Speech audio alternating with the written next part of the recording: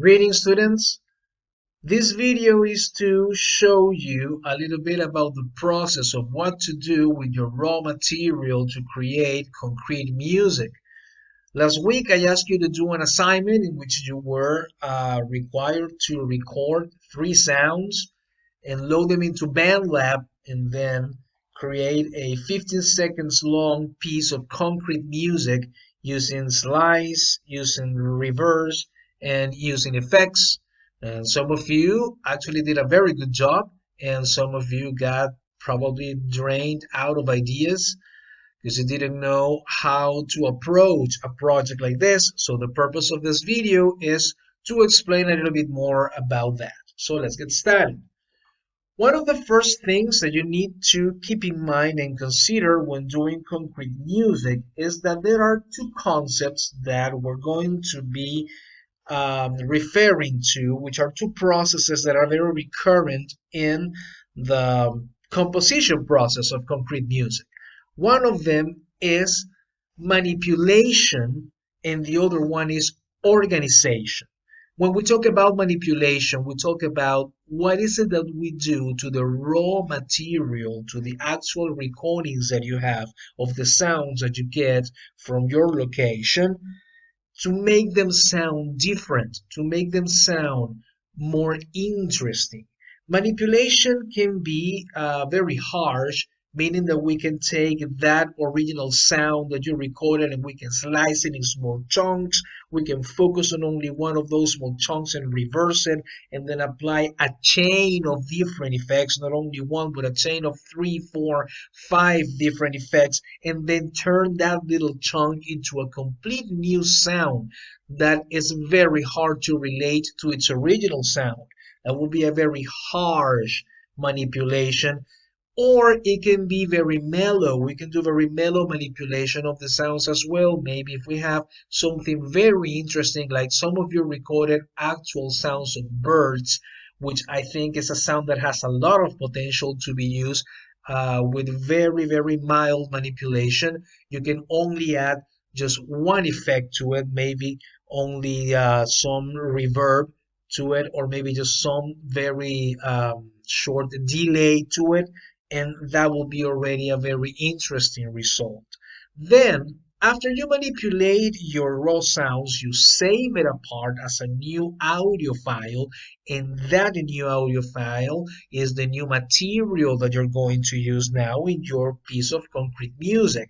And now that material is what you organize. When we talk about organization, is how do we put those little new sounds, those little pieces of new sound, either by itself or mixed with its original sounds, how do we place it to actually make a piece of concrete music?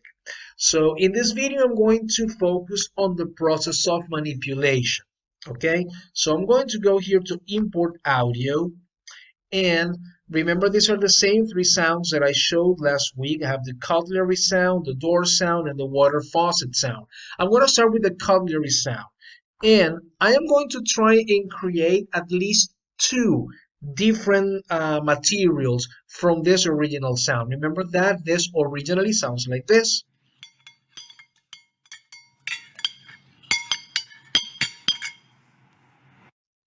All right, so one of the first things that I'm going to do to this particular sound is to reverse it. Because I know that percussive sounds, like the sound of cutlery, like the sound of a door closing, the sound of claps, or anything that sounds like percussive, like percussion, works very well when you reverse it.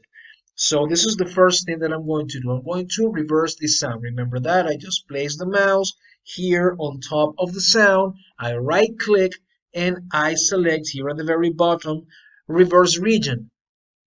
And there it is. Now it is reversed. The result is this. Listen.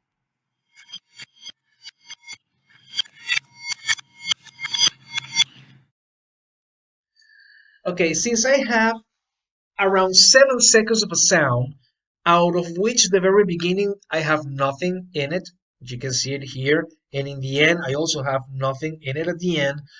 And apart from that, what I actually have here is very repetitive. I am going to cut it. I am going to use only one part of it.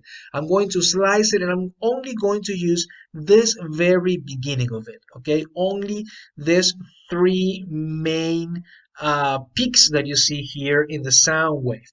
I'm going to zoom it in a little so I can see it in more detail. Okay, there I have it. This is the area that I want. So I'm going to place my marker here, my playhead or my marker. I'm going again to right click and I'm going to hit on slice. And there I go. I am going to move it now, the playhead, to over here. And same procedure. I right click and I click on slice and there it has. Okay, so I have only this sound is what I'm interested in, so I'm going to delete the rest. I'm going to delete this and I'm going to delete this. You just select and delete. And now I'm going to move this to the very beginning. And the result that I have now is this. You see, it's a more concise sound that I have. All right, and now I'm just going to add some effects to this, and this is what I'm going to have. I'm going to add only just some reverb to it, okay? So I go here to effects, I click here on add effect, I go to reverb, and I'm going to select space maker, and I'm going to make it with a lot of mix because I want it to be very present. And let's see how it sounds now.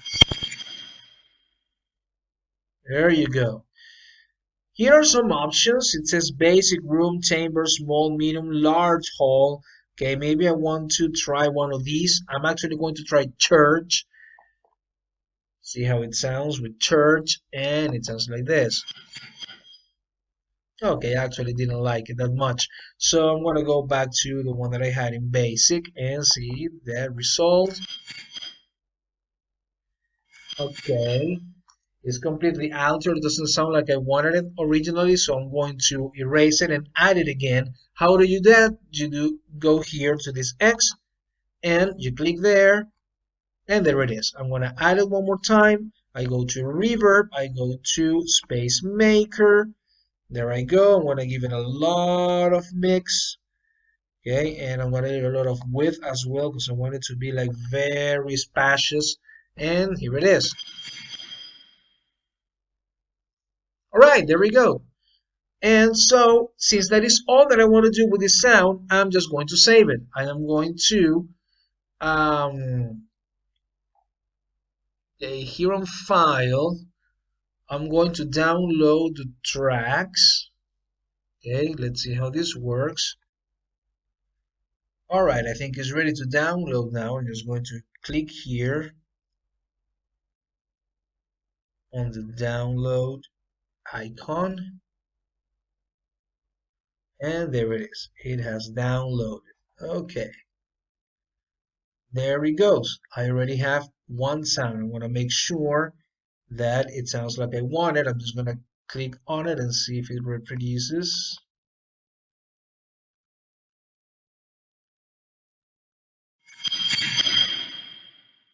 There it is. Cool. I already have my first sound. Okay, there it goes. I have my original sound back one more time, and I'm going to apply a different kind of modification to it. Okay, so in this case, one more time, I have here the sound originally as it sounds.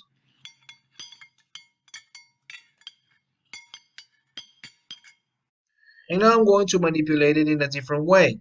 I'm going to manipulate it in the following way. I am going to take only one of these sections, okay, just as it is. I'm not going to reverse it or anything. I already did that.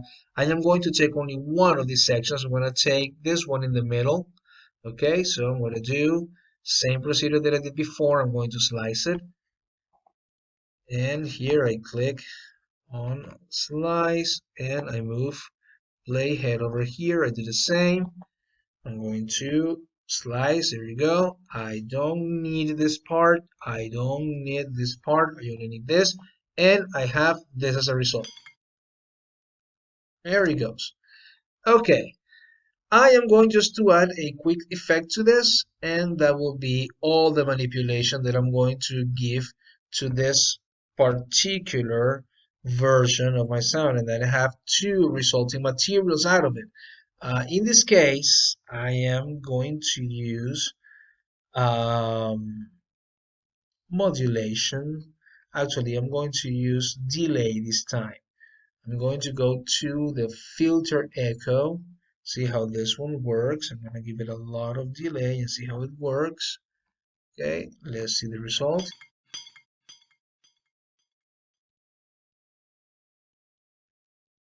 All right, very good. So that is all that I'm going to do at this point. So same procedure, I go to File, Download, Tracks, and there it is. I'm ready to download. I am going to click here,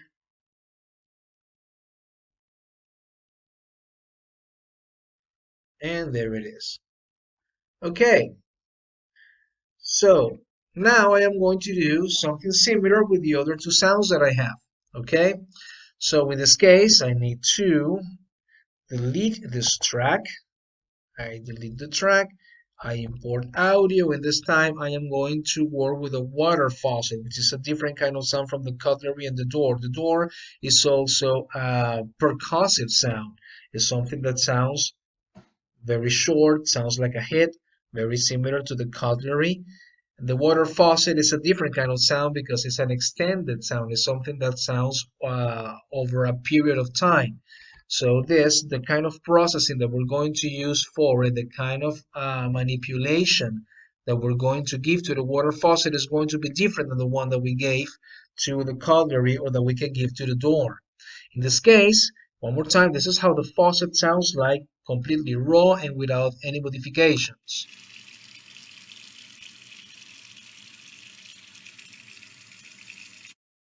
There you go.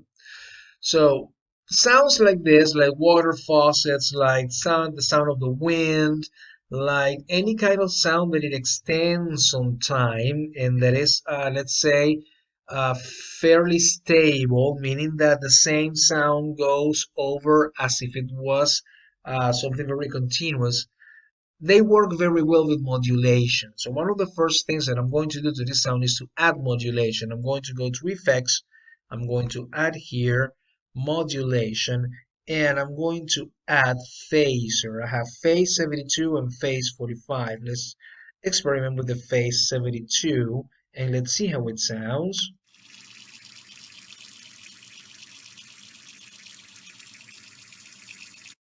You listen to that like twirling sound in the back.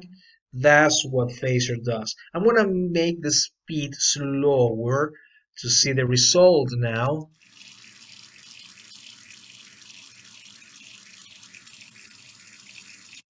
See, the twirling is very slow now, slower. I want to make it even slower than that, a little bit slower, maybe 0.6. See how it sounds.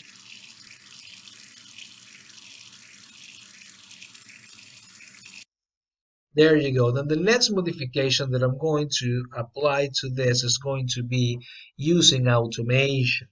Okay, this is another very prominent feature that you already know very well. What I'm going to do with automation is to give it a fade in. So I'm going to put it in minus infinite at the very beginning, and then I'm going to fade it in like this, and then immediately after it reaches its peak, I am going to lower it like this. Wait, do this one more time. I'm going to lower it right immediately for this. I'm going to zoom in a little more so I can do it easier. Okay, I think I zoomed in probably too much. Okay, let me zoom out, and let me put the playhead here, and let me zoom in one more time. Zoom in more. Okay, that's more than enough. And now I'm going to apply this so it stops like right after.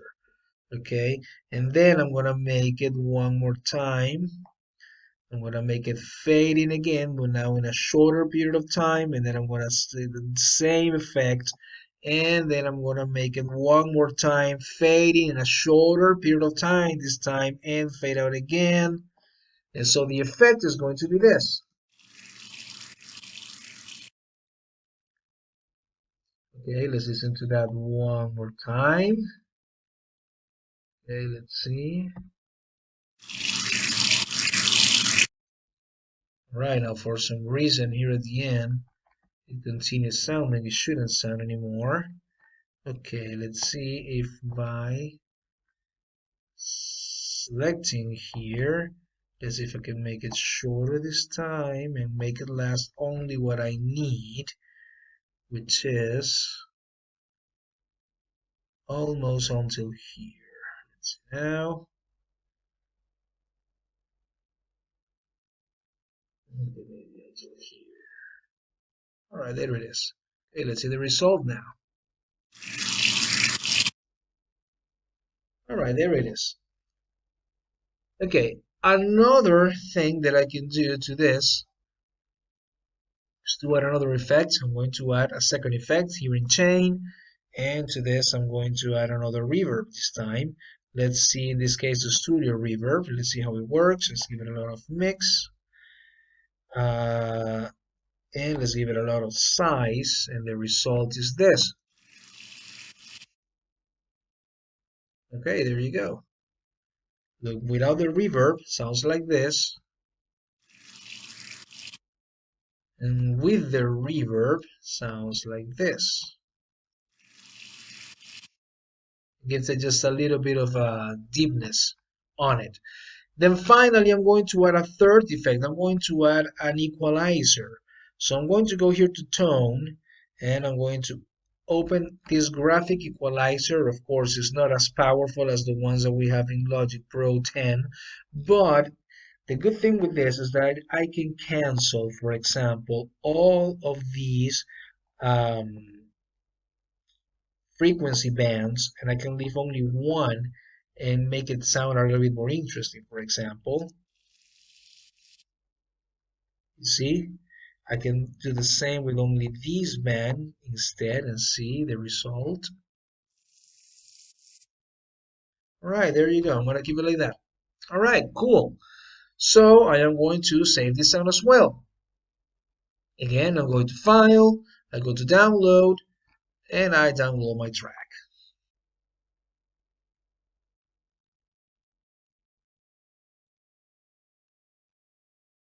All right, cool. So now I'm going to do something similar to the sound of the door. So one more time, I delete this track and I'm going to import now the sound of the door. Now, before I proceed with the sound of the door, I want to explain something. It is the following. Just like in any other kind of music, you regularly, like in more popular styles of music, you regularly have bass, you have a drum, you have harmonic instruments, and you have melodic instruments.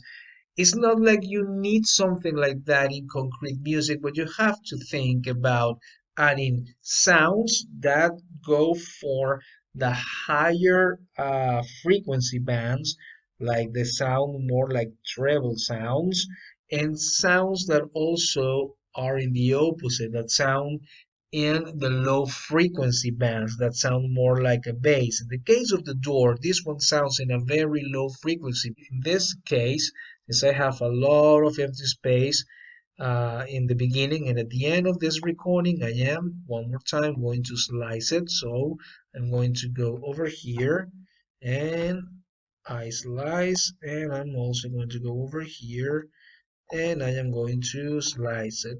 I don't need this part, I don't need this part, so I erase those two and I put this one over here. For this one, I'm going to apply the following. I'm also going to reverse it. This is the sound raw, like it is. There you go. I am going to reverse it, first of all. So I'm going to reverse region, and now it sounds like this. There you go. Now there's another very interesting tool that you can use here, okay, which is there's the audio stretch. Okay, I'm going to audio stretch gives you the opportunity to either change the pitch of the sound to make it sound in a higher pitch or in a lower pitch, or you can also change the speed at which the sound goes, which creates very interesting effects. In this case, I'm going to click here on more, and it opens this dialog that you see over here where you can play the sound and apply different changes here. I'm going to revert the changes. I'm going to play again from the beginning, and I am going to change the speed 10 times slower than it actually sounds. And this is what you heard at first. This sounds like this. See how slow it goes now? And listen to this effect.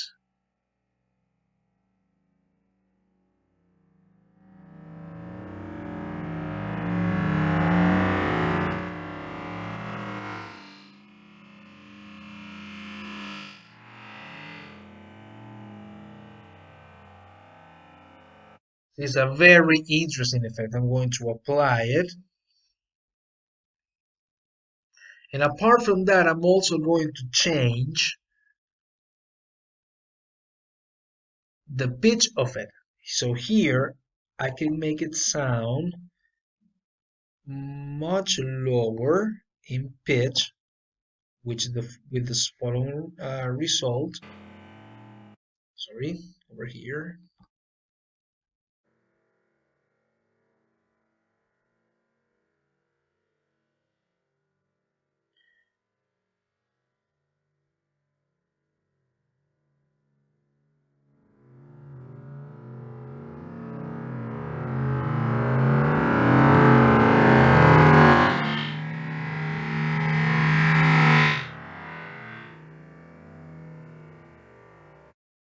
All right, there we go. So I'm going to apply it to it.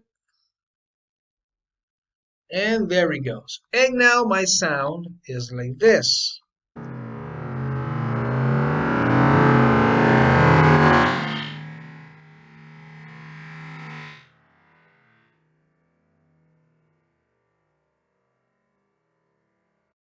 Okay, since I don't want that last part there, like that tail that it has, I'm going to cut it right here.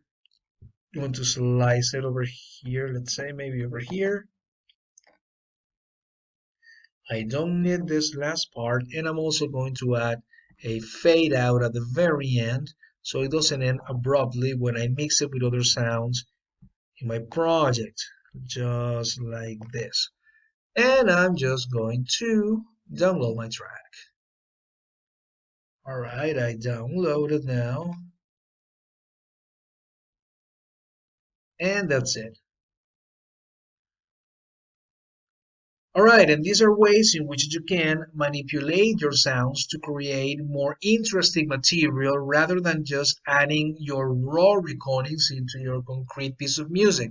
Remember that the more raw that you use your material, then your music sounds more like a soundscape than concrete music. The idea of concrete music is to manipulate the sounds using media like, for example, your digital audio workstation. Okay, guys, I hope this was instructive and productive, and see you next time.